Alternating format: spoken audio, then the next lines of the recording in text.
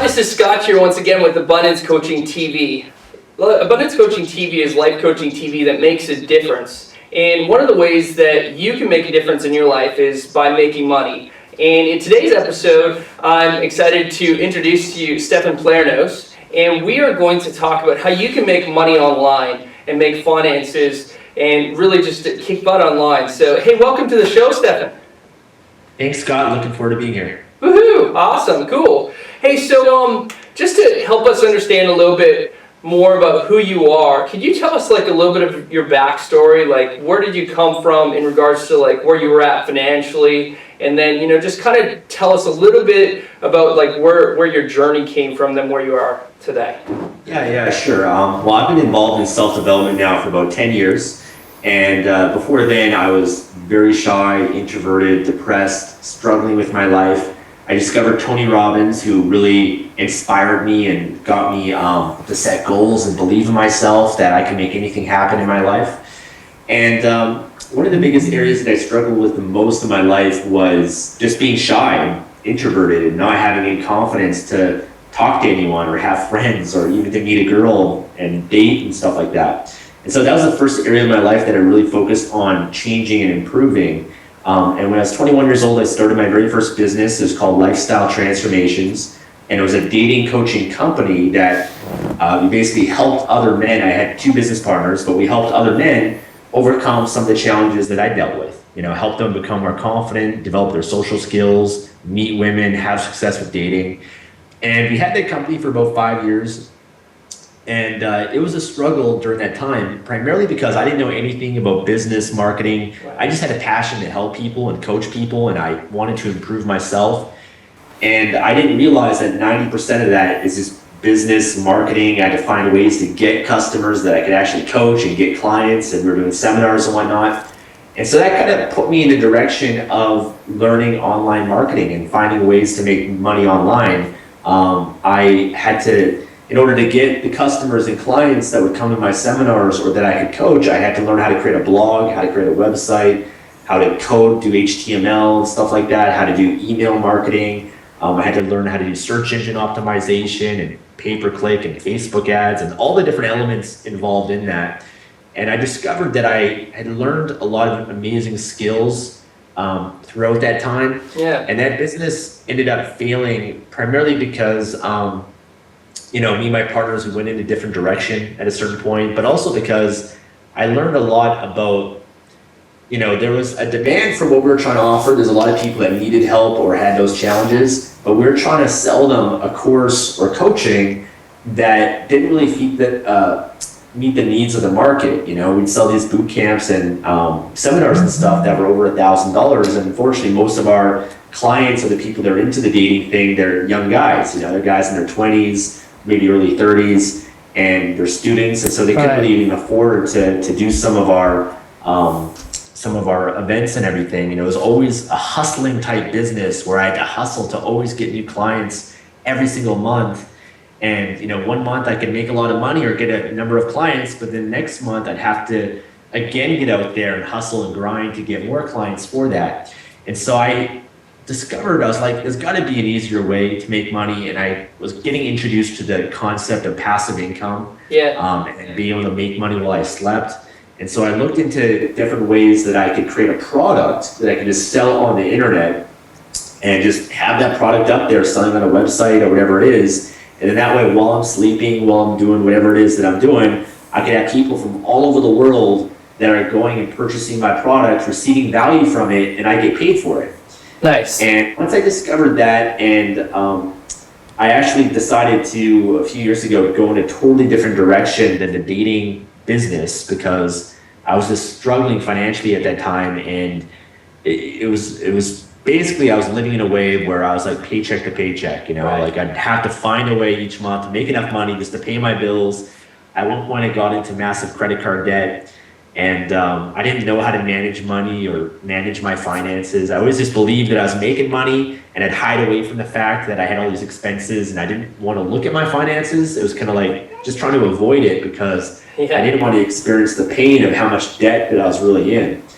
And once I discovered, and I just sat down and looked at my debt, my financial situation, I realized I had to make some sacrifices, and I ended up having to live in my friend's living room. I was living on his futon for a few months, just a way to get myself out of debt. And the business was going down and everything. It wasn't looking too good. My business partners were going in different directions. So I was like, man, this internet marketing stuff, I've got to find a way to do it. I've got to find a way to make money online. And I ended up creating a blog, this is a few years ago, that was related to a certain skin condition. Oh yeah, and it was basically a blog that I put up that had different articles and content that was helping people, just giving different home remedies and whatnot, and how to treat skin conditions. And I created this blog just from some of the stuff that I discovered through internet marketing and search engine optimization. And I just kind of left this blog. I just kind of, for whatever reason, I didn't even know why, but like one day I was inspired to do it, and I just left it. I didn't even follow through on it. But I came back to it months later, and I discovered that this blog that I created was getting all these visitors, was getting all this traffic. Really? And I was like, wow, that's really cool. Maybe I can find a way to make money from it in some way. And so what I decided to do was I created kind of like a little sales page. It was like this horribly written sales page. I really just had an ebook that I was going to sell for like $10 and had a buy button. And the buy button, I actually didn't even create the ebook because I just wanted to first see if someone would actually click to buy, right? Before I put time, energy, and effort to actually create the book, I'd rather just see if anyone was actually willing to buy it. So I had a buy button, and then when you click the buy button, it just goes to like a blank page. But I was able to track to see if anyone would actually click the button. And to my surprise, people actually were interested. And in that case, I created an actual ebook. I started selling it. And I started making money online, and it just blew my mind how I was able to build a passive income stream now that was just making money consistently. I didn't have to hustle every month for new customers or new clients. It was just like this automatic thing, or Google. People were coming to my blog, they were receiving value. I was meeting their needs with what they were looking for. I was offering a great ebook, and it was helping people, and I was making money while I was doing it. And so got really into that business. I ended up building 6 or 7 other products like that, and is selling them on a website called ClickBank. Oh yeah, selling these ebooks for about $37. Yep. And I had books on psoriasis and eczema and chickenpox and shingles and all these different conditions, and I built that up to make, I think it was around $60,000 a year, around $5,000 a month passive income. And that was when I was about 24 years old, and I reached that, and I was just like, wow, like I'm free. That money, $5,000 a month, was more than enough to cover my lifestyle expenses, my rent, my groceries. So I essentially became financially free, where I just didn't have to work, and I could just do whatever I wanted. And I found that when I experienced that freedom, I ended up getting really bored in my life, because at the beginning it was fun because you just sleep in, you can watch TV and movies, go with your friends, whatever. But everyone else is working. Everyone else has something that they're passionate about, that they really love, that they're putting their energy into. And I started to think, what am I really passionate about? Pause you there? Like, were you passionate about skin and like all that stuff? I wasn't actually passionate. I more so pursued it as a way just to make money, as an opportunity to make money. So that was the very beginning, was the, hey, I can see money making products about skin. Because I was so desperate. I was just like, I couldn't even think about my you were on the couch and you were like, here's an idea, I can make money with skin. Yeah. But I was just like, man, I just need to pay my bills, Yeah. And it was a really painful process, but I enjoyed the process of creating a business and the internet marketing stuff behind everything. Right. But the great thing about it, and I tell this people now, is a lot of people that want to focus on doing their passion or what they really love. Right. But not always can you make a lot of money from your passion. And so what I did was I found a way that I could make enough money so that I just didn't have to work. Make enough money so that you can quit your job or whatever. And when you are in a position of abundance, when you don't have to worry about money anymore, and all your day-to-day expenses are taken care of, that frees up the time, the energy, the focus, and that you can give to whatever it is that you love. Yeah. And so for me, in my case, that led me to creating a blog, which is projectlifemastery.com, and a YouTube channel, because I love just helping people. I love self-development, sharing things that I'm learning, things that are helping my life, and just putting out great quality content that can help people. And so I created this blog, and I didn't make any money from my blog for a while, but that was okay because I was making money from these other products and stuff that allowed me to build my blog. Because any blog can take a while to build an audience and a following and everything. Right. But eventually I did, and eventually I built up my blog, and that's led to other opportunities. And I'll kind of finish off the story about how I got into Kindle publishing and a little bit of what I do now. Yeah. And just the different ways that I make money online so that people can just kind of see and understand from that. So what I ended up doing was I had these products that were making me money online, these ebooks, and I had discovered Kindle, the e-readers and everything, they sell on Amazon.com. And I was hearing more and more about it, and I thought, why don't I try to see if I can take my ebooks and just upload them to Kindle? I've already got them made and written and everything. Why don't I just try to put them up there and see if anybody will actually buy them? Because Amazon is a search engine just like Google is. People would find my products just by searching in Google for psoriasis remedies. Why not actually have a book up there so when someone types in Amazon psoriasis, then they can find my book and buy it? Right. And so I did that. I just basically spent a couple hours just uploading everything that I had, and I immediately started making money from that. I started making a couple $100, and I was blown away just by how easy it was, because there's not much competition at all on Amazon. It's very easy to rank a book in their search engine when someone types it in to get your book at the top of the list. And I started easily making money with that. I was like, wow, this is incredible, because before then, to make money from what I was doing before, it'd take generally a few months before I started making money with it, to get it in Google and the search engines and all the stuff that would go into that. And then I had the idea of, hey, I've got this blog and I've got all this great content on it. Why don't I take some of the content that I've already written, have it rewritten so that it's unique and original, but just use the exact same topics and all that, and just make little Kindle books and sell them, a 20-page Kindle book that's focused on a very specific thing, and sell it for about $2.99. And I did that and published a bunch, and I was amazed to see my income just from the Kindle publishing go from about, I think, around $300 a month up to $4,000 a month in about 3 months. Really? Okay, so I've got to ask you here. You have 20-page books that you're selling. Exactly, 20-page books. Yeah. Okay, so this is like for everybody else that's watching here that might think, hey, to write a book, that's going to take me like a year to write a book. Because, we look at our book, like one of my favorite books, probably the same one, I think it's on your book list, Awaken the Wild, Awaken the Giant Within, right? Yeah. But that's like thick, right? Yeah. So I've got to write a book like that. That's going to take me like 5 years, right? So people get hesitant on it, right? Yeah. So 20-page books. Here's my philosophy on that. Well, first of all, on Kindle, what sells better is having a series of books. Okay, so for example, you could have a 100-page book, let's say on dating advice, okay?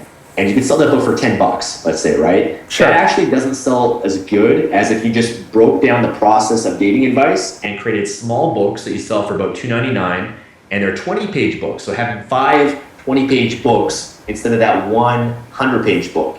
So for example, you'd have one book that's specifically on how to be confident, right? It'd be a 20-page book that just focuses on that, and you sell it inexpensively for about $2.99. Right. That book, you promote into it the next book that you have in the series, which is going to be on how to approach a woman, right? And that's just a 20-page book, that 20, 30 pages that just focuses on that. And then the next book is on the next step, which is how to have a conversation, right? Right. And how to have a date. So that actually sells better on Kindle than actually having a 100-page, 200-page, 400-page book. And so it's really interesting how that is. So I discovered my method is creating small books that sell for $2.99. And really the books are just primarily geared to get people in on the front end, to get them in and provide value. You're not selling these books for large sums of money or anything like that. They're only $2.99. So a lot of the times it's an impulse buy. But I've also discovered along the way, like I've now published over 100 books. Yeah. But I discovered a way to actually outsource books and hire other writers to write my books for me. Yeah. And I've personally written some of my own books, but one thing I learned from one of my mentors, Frank Kern, is that you do not want to write your own books because writers do not make money. It's marketers that make money. True. And if you can, I almost kind of think of myself as more as a publisher than I am a writer. Right. Or in a way, maybe like a contractor, where a contractor, if he builds a house, he doesn't know how to do the framing and the foundation and the drywall and the tiling and all that stuff. He finds people to do all those pieces for him. So how do you keep it authentic then? So if you're doing What's that, how do you keep it authentic to a message that is congruent through you? Do you So edit I it actually later? don't use my own name for a lot of my books. Okay. So any books I didn't write, I use pen names. And pen names is really common in the it's very common in the writing industry. Like Mark Twain is a pen name, or ghostwriting is very common in the writing industry as well. Most of these celebrities or famous people, they're not sitting down and writing their own book. It's not even worth their time to do that because they're worth millions of dollars. What actually happens is they just get interviewed by a ghostwriter. They interview them, and the ghostwriter is the one that's actually writing the book. Sure. And the publishing company is the one that, even if you wrote a book, the publishing company would rewrite it anyways because they need to be able to market it a certain way. Nice. So there's actually a difference between being a writer and being an author. Right. A writer is someone that actually sits down and writes stuff. An author can be someone that just has ownership of the content and material. So if, for example, this conversation we're having right now, if I had somebody transcribe it and turn it into a book, a Kindle book, I'm sure it would benefit people, it would help a lot of people because we're maybe talking about a lot of great content, a lot of great information that could help people. Yeah. But I'm not going to be the one that's writing it, but I'll still be the author because it's my content, it's my information. By all means, what I'm saying? So there's kind of different ways of looking at it. Can I just share one thing that I think is so brilliant about that I hope people can really take away, because this is where so many people get caught up. And you probably have conversations with people that are hung up on writing their book all the time, right?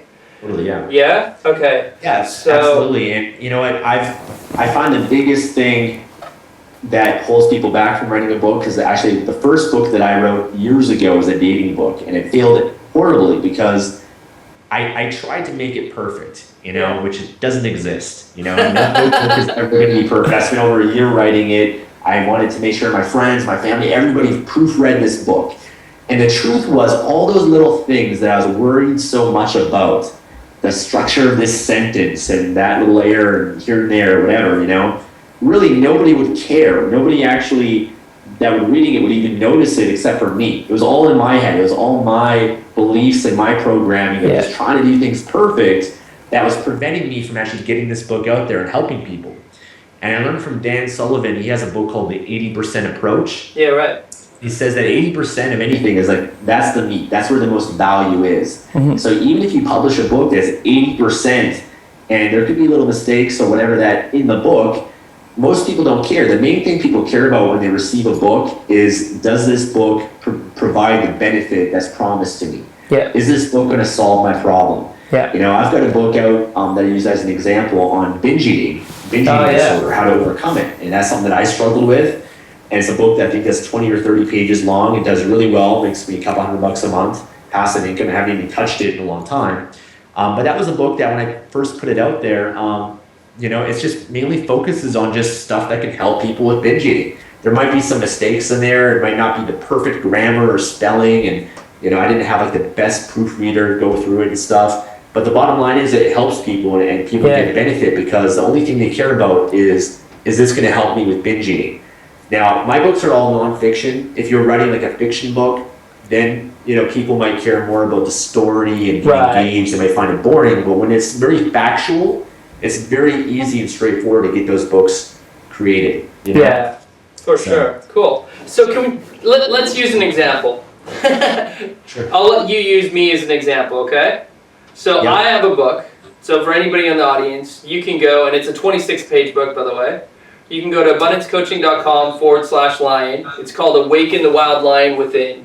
And really, it's about that roar. Everybody has a lion that they're born with, and somehow we've tamed that lion. And it's the metaphor of being able to really just awaken that wild lion. And it's a story that really happened between me and my son, me bringing my son out to the zoo, and literally wanting him to hear the roar of the lion, but always seeing the lion sleeping and getting frustrated at that situation, and then me just spawning that into a book. Okay, so I wrote that. I'm giving it away as a free thing. Yeah. So use me as an example. How could you use that, right, this 26-page book, and then help me make money? And then, of course, we're mirroring this for the next person that might be watching this that says, okay, well, I want to know the secrets. Yeah. So the challenge with your book that's a little bit different than what I do is before I even create the book, I want to first see if there's a market or demand out there, because all the books that I create, are based on specific keywords that people are searching for on Amazon, right? So the title of your book, Awaken the Lion Within, that's not going to be a keyword that's going to be have a lot of search volume on Amazon. Got it. Because a lot of people, they don't know the title of your book, or they're not searching for that specifically. So what I do is I go on Amazon and I find out what people are searching for, find out where the market is, what the demand is. Right. And an example of that might be motivation, let's say, right? Mm-hmm. Maybe if I type that in Amazon, you're actually able to see in the Kindle store all the other books that show up, and you'll also be able to see how well they're doing. So you can actually see from those books, every book has what is called an Amazon bestseller rank. Yeah. And the more that the book sells, then the higher the ranking is going to be. So that means it's going to make more and more money.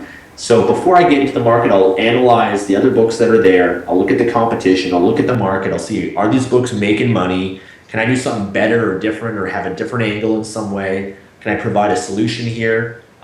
Is it too competitive? You know, some markets like weight loss, that's a big market, but it's just so competitive. It's going to be very difficult to outcompete all those other books that are there. So it might not be an area that I might even be worthwhile for me to create a book on.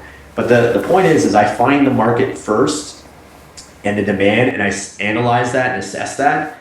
And then, and only then, do I create a Kindle book around that. And so the next step is I'll come up with the title for the book. I'll make sure that the keyword is in the title of the book, because optimizing the book for the right keywords is how Amazon's going to help rank it as well. So if I had a book on success, then I'd make sure that keyword success is somewhere in the title. In the case of my binge eating book, when someone types in binge eating, my book shows up because the title of my book is called The Binge Eating Cure, the most proven effective way to overcome binge eating disorder for life, right? So I've got the keyword in the title, so Amazon can identify that it's relevant to that keyword. Got it. So that's the first thing, and that's the challenge with your book. When you have a book like that, and I have a book like that as well, I have a book that I wrote called Life Mastery. Yep. And it's a self-help book, but it's not optimized for any keywords. I'm not going to be able to take advantage of the Amazon search and people searching for things because it's not around a specific keyword. It's more so a book that I'm able to sell through my followers, my blog, and my audience, my email list, all that sort of stuff. Yeah. So that's the one challenge that you're going to be facing, and so the strategy is going to be much different, because I'm more so looking for, with my books, to tap into Amazon's marketing, their customers. Like, they have over 300 million credit cards just in their system alone. Right. And so if you can get in front of people when somebody searches for whatever keyword and they find your book and it's got great reviews and everything, then people are going to buy that book and they just press a button. They don't have to enter their credit card information. And it's a very easy sell. In a lot of cases, it's just an impulse buy for people as well, you know? Yeah, emotional. Yeah. Exactly, yeah. Awesome. Hey, that's really good insight. Yeah. So that's the key. That's actually one of the most important things that I teach is, and that was the challenge when I first created a dating book years ago. I spent a year writing that book that I told you about. Yeah. And when I launched it, it didn't do very well at all because I didn't do the market research beforehand to find out specifically what people want, what they're looking for, and find out how I could meet that need, how I could meet that demand in the marketplace. And for me, I thought it was a great idea. I thought, hey, everybody could use this. But unfortunately, I didn't market it the right way based on what I know now. And what I know now is I always know to look to see if there's a market, see what people are searching for, the exact words, the exact phrases, the pain points, all that stuff. Even in my blog and my other business, I'll survey my list and I'll find out exactly what they want. I'll find out, hey guys, I'll just ask them, hey guys, well, what do you want? You know, if I created a product on this, would you buy it? Right. What do you think of this title? I'll even get feedback from them and find out the most consistent words that they're using, that my market, my demographic is using, because those are the words that they'll relate to the most, you know? Perfect. So that's kind of how my strategy works. That's awesome. Hey, so that's a great segue. And I took a look at some of the Life Mastery blog posts recently, and I've been following you, Stefan, probably since you were like in the thousands of followers. And you know what I respect about you, man, is that back then you were speaking like you were creating it, and that it was just, you know, that your life was, you know, life filled with purpose and passion, and you were all about giving back. And today that message remains the same. and you're not that you weren't like killing it back then, but you know, things have really just like the momentum has really shifted in the last number of years. And what I appreciate is like where I saw you here, it's congruent with where I see you today. And yeah, I think that's awesome, man. It's just, I feel like I have so much. I've been just involved in self-development for so long, and I feel like I've worked on myself and overcome a lot of challenges and obstacles in my life that I just discovered my mission is to share that with others. Yeah. I want to improve and be the best that I can be so that I can give that to others in whatever way that I can, you know, whether it's now that I'm more transitioned into making money online and helping people specifically with that, but I've been able to achieve and apply the same stuff and just other goals that I had in my life. When I first created my blog, I was doing a fitness competition, and I just used my blog just as a way to share with people what I was doing, and more so just to hold myself accountable, because I think if I share this stuff with other people, then I have to be accountable to actually follow through and do this, you know? So I use my blog as a way just to be accountable, and it's just an extension of who I am, and I can just share all the stuff that I'm learning, whether it's from books or seminars or whatever I'm up to in my life, and I just figured other people could benefit from it as well. Yeah, totally. So Life Mastery is projectlifemastery.com is the blog, and I just want to share something that really for me fascinates me, because out of all the different people that I follow, I haven't seen somebody as articulate in their goal settings and publish their goal settings as what I've seen in one of your recent posts at the beginning of the year. And this is something that I coach my clients with, you know, about goal setting and getting specific and you know, in different areas of your life. And I thought, hey man, this is cool because you have 26 things that you've literally set out, you know, and just to, you know, highlight a couple of the ones, right? Like you were like 6% body fat was a goal, and with a fitness thing, and you're at $30,000 a month consistently, and with business, 100 video blogs.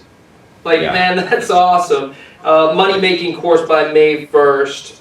I'll easily launch a new Kindle service by Feb 1st. You know, man, like driving the Corvette sounds cool. You got the penthouse suite that you said that you wanted, that you were going to have. You know, and then it's you know, practical things like autoresponder messages, and then in the relationship side too, which I think are really good too, like about the parties once a month and things. But you're specific, right? Yeah. You know, and you've stretched yourself with these goals. They're motivating to you. They're within your ability, because so many people, they limit themselves, right, and as to what their ability is. But it is within our God-given ability to be able to do like way more than most of us are doing right now.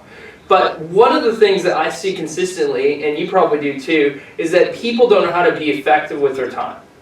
Right? To write a list of 26 things, somebody can do this, exactly what you just did, right? Yeah. But they're not going to achieve it. Right now is a perfect example. It's the beginning of March. By now, everybody has dropped most people have dropped their resolutions, and they're just on with responding in life, right?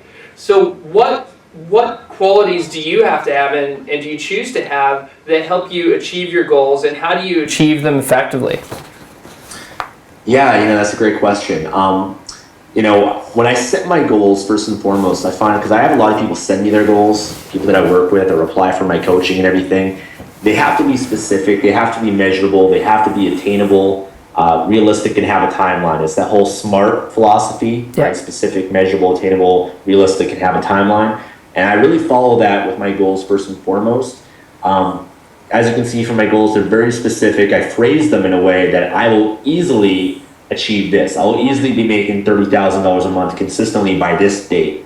And so making sure they're specific is really key. But I find one thing that's really helped me is making sure that they're attainable as well. And I think there's a lot of kind of different beliefs around this, you know, goal setting books and all that kind of stuff, right? Some people say, hey, set these massive, incredible goals. There's no limits whatsoever. Whatever you believe you can do it.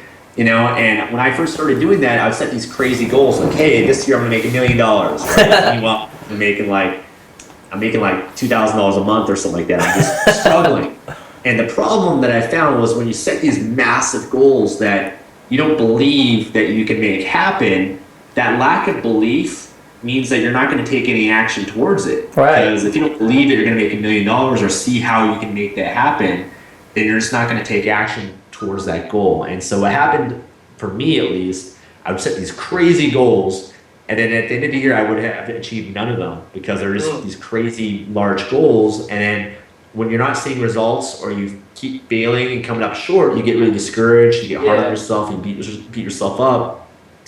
And then you end up giving up, you know? Yeah. And so I discovered, hey, you know what? Why don't I just set really small goals for myself? And this is what I started doing. I just said, if my goal is to lose in, this year or whatever, a certain 10 pounds or something like that, and my goal this month is just to lose 2 pounds. Like something that is just easily achievable, that I know that I can achieve. And I always kind of measure it on a scale from 0 to 10. I ask myself, how much belief do I have that I can achieve this? Yeah. If it's a 7, 8, or 9, or 10, then that's a sweet spot for me. If I don't believe it that I can achieve that goal and it's less than a 7 or whatever, then I just will change the goal to something more attainable for me. And so I found that when I set those smaller goals for myself and I achieve them, it gives me more confidence. It gives me more momentum. I feel proud of myself. Nice. And then I set bigger goals and bigger and bigger. So my goals that you see now are basically goals that when I started, and if you look, I have goal reports for like the last 2 years as well. You can see how my goals have evolved. Yeah. Every year I publicly share my goals. They were smaller and everything, but I just kind of had that same approach that's got me to where I am now, is just slowly adding more and more to those goals and kind of expanding them, but still making sure that I feel that they're attainable, they're realistic for me and everything. Right. Now, in terms of managing my time to achieve them, making sure, I believe, first of all, that you need to have goals in every area of your life. And my whole purpose of my blog is life mastery, meaning you're not just focused on one area more than another, you're focused on balance in your life.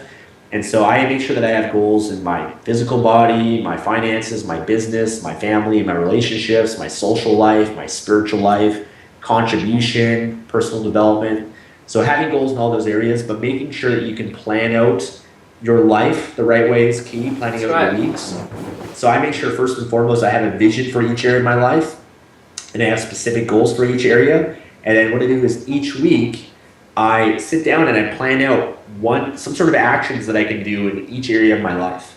And so, for example, my working out, my training, I'll just map out the week and say, okay, I'm going to work out 5 or 6 days this week. These are the times that I'm going to focus on that area of my life, that goal, this time each day.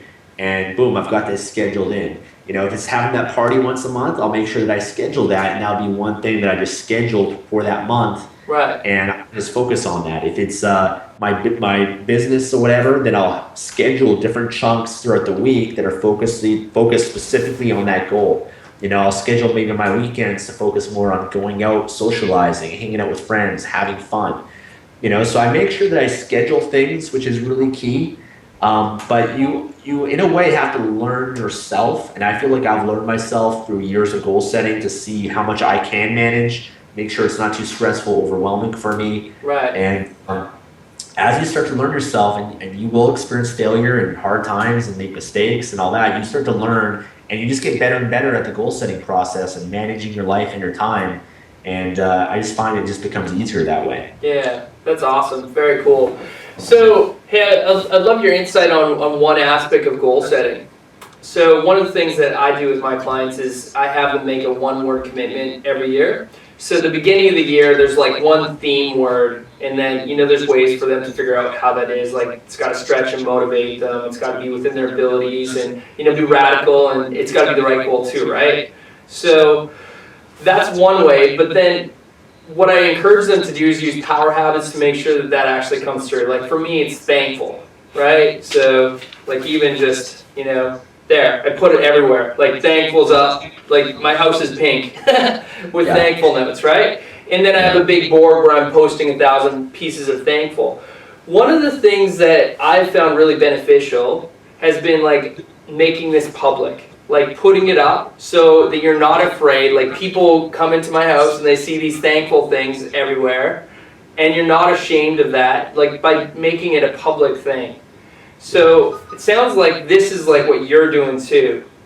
Yeah, that's one of the most important things. I found that if you can, it comes down to accountability for me. You're more accountable when you share what your goals are, you make it public, and you're essentially putting yourself in a situation where it's a must. Yeah. And that's what I started doing with my blog. Once I put up my blogs and I publicly share it, it becomes a must for me. I'm not just accountable to myself, but I'm accountable to everyone else that I know, because everyone else is going to ask me, hey, how's your goals coming along? How's that fitness competition? What % body fat are you? Or whatever, right? So I have to live at that standard, because people will do more for other people than oftentimes themselves. Yeah. You know, and if you put yourself in that situation where you burn the boats and you got to take the island, there's just no going back when you do that. And so for me, when I did my fitness competition 2 years ago, I used my blog to blog about that. I put up videos about it. I signed up and registered. I told people on Facebook, told all my friends. Now there's no backing out. Like, I had no choice but to get in incredible shape for that, because either I would just give up and just not do it, in which case I'd feel like a failure. The pain of that would be so immense. People would lose all the respect. I'd lose all my credibility. My reputation would be horrible. And that was just too painful for me to experience that. So I just knew that was not even an option. You know, and I've done that many times as well, where, you know, when I was struggling financially, I just decided, hey, you know, I'm going to quit this job by this date, and there's no going back, and I have to find a way to be making money online or by supporting myself by this date. Right. In fact, I went to Thailand and Southeast Asia for 3 months when I was first building my internet business, and my goal was to make $300 a month passive income. And I was making around like $20 a month before then. And I decided, hey, you know what? I'm not coming back to Vancouver until I'm reaching that goal. And there was just no going back for me. And because of that, I was so motivated to find a way to make that money. And I did, because the pain of going back to living in my friend's living room was just so immense for me. And I figured if I make an extra $300 a month, and I could at least get my own place, you know, and have enough to have an apartment, you know.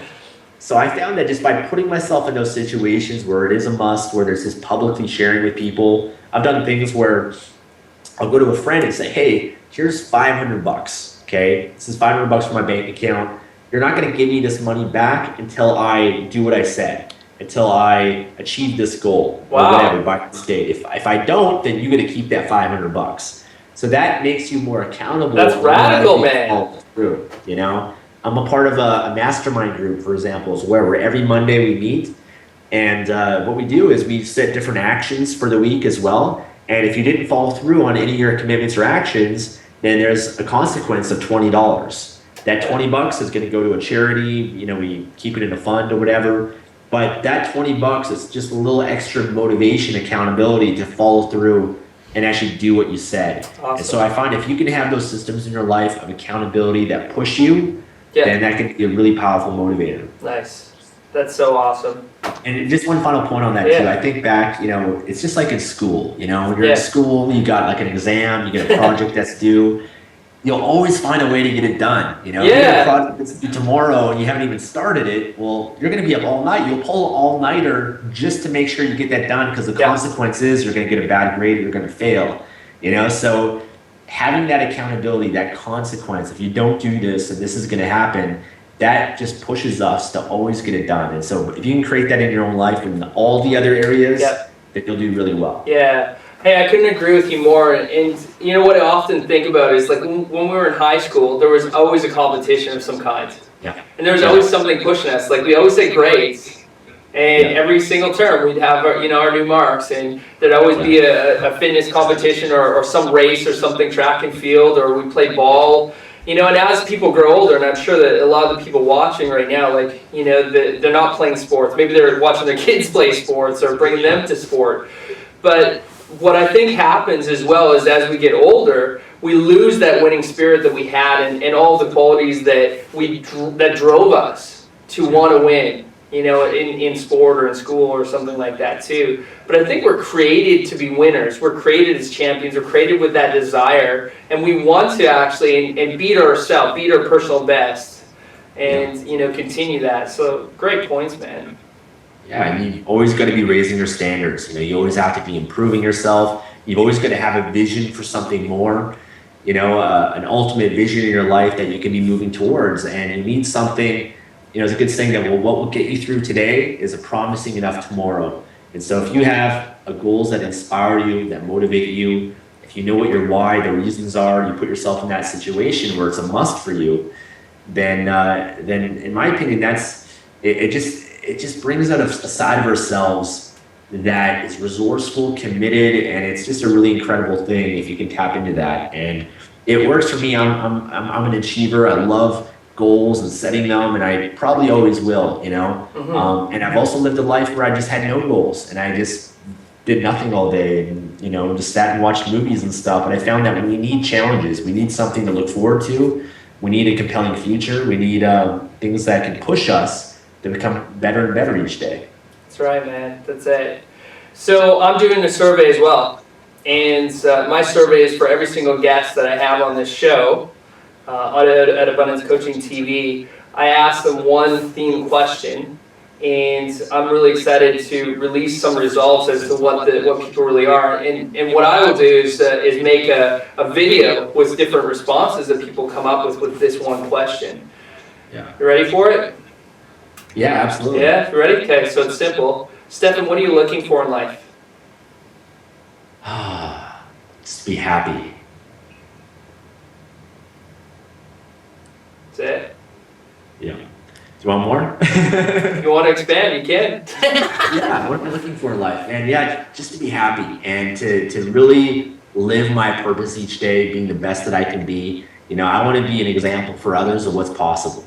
And everything that I've learned, everything that I grow, every way that I improve myself is an opportunity for me to share that with others and inspire others in some way and make a difference. And I feel that's my purpose. And when I'm living that purpose to be the best I can be and sharing that with others, that's when I feel the happiest. That's when I feel the most fulfilled in my life. And I feel really pulled towards doing that each day. You know, it doesn't take any willpower for me or any discipline. It's just a pull. It's like an addiction that I have, you know. So definitely just the happiness and just living my purpose each day to be the best that I can be, and giving that each day is my mission. That's awesome, man. Very cool. So tell me this. Some people might think that, you know, happiness is kind of like one of the intangibles in life, right? You know, so how do you make it tangible, or is it not tangible? Well, I think that happiness is an emotion, just like anything else. You know, it's an emotional state that we experience. And we all have beliefs about what has to happen for us to be happy. Some people believe they got to make a lot of money, they've got to, you know, find the perfect partner, they've got to be 6% body fat, and they have all these rules of what has to happen for them to be happy. And once I shifted that to believing, to shifting my rules to something that's more easily attainable for myself, then I started to experience that happiness a lot more. So I don't make it very difficult for myself to experience that happiness like I used to. I used to believe that I had to achieve to be happy. Right. Whereas now I more happily achieve in my life, and my rules are more so, hey, you know, if I can feel happy just if I just focus on all the good that's in my life, or I feel happy when I'm pursuing my mission, my purpose each day, or I feel happy when I just focus on what I'm grateful for. You know, so I think changing those beliefs that you have about happiness, because most of society just conditions us to believe that in order to be happy, you got to have certain things in your life, or materialistic things, or all this sort of stuff. And we kind of delude ourselves that way as well. You know, when we're younger, we think, hey, you know, when I get my driver's license, and that's going to be it, that's going to make me happy. And then you get that, and you think, hey, you know, when I graduate from high school, for me, I remember when I thought I'd graduate from high school, I was like, oh my God, like I'll be so happy once I graduate. You know, and then after that, you realize you're not happy, and you think, hey, when I get a good job, when I go to university, then I'm going to be happy. And then you realize that's not it. And you think, hey, when I find the right partner in my life, and that's going to make me happy.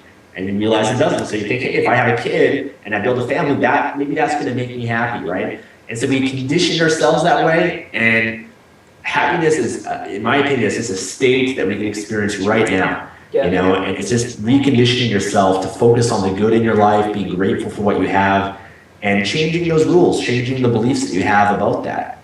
You know, and for me, you know, I believe happiness is a little bit different than fulfillment, because I think happiness is like a state of mind. It's like pleasure in the body, whereas fulfillment really only comes when you're growing and you're giving. And the more that you grow and improve yourself, that just makes you happy. It just fulfills us as human beings. And when you give and you get outside of yourself, I think that's when even more fulfillment comes, because our spiritual level of consciousness just goes up, and we're less focused on ourselves and we're more focused on others. Right. know, so Yeah. that's just my beliefs about it, and it works for me. It's awesome, man. And just, as a resource for the audience too, and for you too, I actually, this question of happiness just is so big. I created a game almost all entirely around that idea of happiness, abundancelifewheel.com. And one of the categories is happiness. And what I consistently see, Stefan, is that people rate happiness in correlation to finances oftentimes. I don't know if you would notice that. But the life wheel is basically just the main components of your life, and you've seen life wheels, but it's just a game process to make your life wheel so you can see it in front of you. And it's interesting how people make their feelings of happiness, are associated, and when I have conversations with different things like finances or where their career is, and they think that if I have more finances, I'll be more happy. So and it actually works in a different way. I actually threw happiness in there because I wanted to have that as a measurement, but really it's the other things that can help overflow into happiness and help you with happiness, like fun, adventure, and things like that. Exactly, yeah. And if you look at this, I mean, there's so many people out there that have everything. They have all the money, the fame, success, but they're miserable. They're in and out of rehab, and they're on drugs, and look at all the celebrities out there. But there's also people, if you travel, you get other cultures in the world, they have nothing, and they're so fulfilled, they're so grateful, they're so alive, So I don't believe it's anything materialistic that's going to make you happy. I believe it just starts from the inside, it's your beliefs, it's your state of mind. Money can buy you freedom, money can buy you choices. With money, maybe you could travel and that can make you happy, or money could give more, contribute more. So I look at money more as a vehicle for me to, it's not going to directly make me happy, but it can also provide more abundance in other areas of my life. I can maybe take care of my family, or I can take care of people that I love and care about, or I can maybe improve myself more, grow more, and it can feed more into my mission and purpose, which could help make me happier. So in some ways, maybe, like money can buy you certain things that could amplify your state and happiness, but I don't think it's required. I think that anybody can be happy no matter where you are right now in your life, and it's changing that belief system that you have about it. That's it. Awesome, man. So cool. Hey, so I think that somebody else could take this video interview and make a book about it. What do you think? Absolutely, yeah, totally. The content is that rich. Yeah, absolutely. They could turn it into a book, and you could sell it for people. And actually, Dean Jackson, he has a book and a podcast called the 90-minute book. And it's exactly this. And he has a book demonstrating it where they just do an interview, they transcribe it, and they turn it into a book. So there's a lot of great ways that you can put your information, get your content out there. And for me, I see a book, this interview, a blog, a course, a product. It's just a way for us to get it. It's a vehicle for us to share what we know, what we've learned. And just by putting a book out there, I think it can actually help people and serve people and add value to people, no matter how long it is or whatever it is. As long as it adds value and it's useful, then that's what people care about the most. That's it. Awesome. Cool. So how can people find out about you? How can people work with you? And let us know. Yeah, so check out my blog, Project Life Mastery. It's www.projectlifemastery.com. You can find out a lot about me there. You can see my blog posts, sign up for my newsletter. I do offer coaching through that as well. I've got different Kindle books you can check out if you want to learn more about that. And I've also got a course called Kindle Money Mastery, and that's www.kmoneymastery.com. You can find out about that on my blog also. So if you want to get started making money online and want help there, then I'm happy to help you there too. Awesome. Cool. So projectlifemastery.com and kmoneymastery.com. kmoneymastery.com. Awesome. Hey, Stefan, it's been a brilliant time here having you on our show. You've really enlightened and opened the doors here with how to make money and how to really just be a full person and just to, you're demonstrating how you are living with passion and living your purpose as well. So, hey man, it's been great having you on the show. And for you in the audience, thanks for coming. Thanks for watching Abundance Coaching TV, which is Abundance Coaching TV is life coaching TV that makes a difference. Once again, I'm Scott Epp. Live with passion and have abundance in life.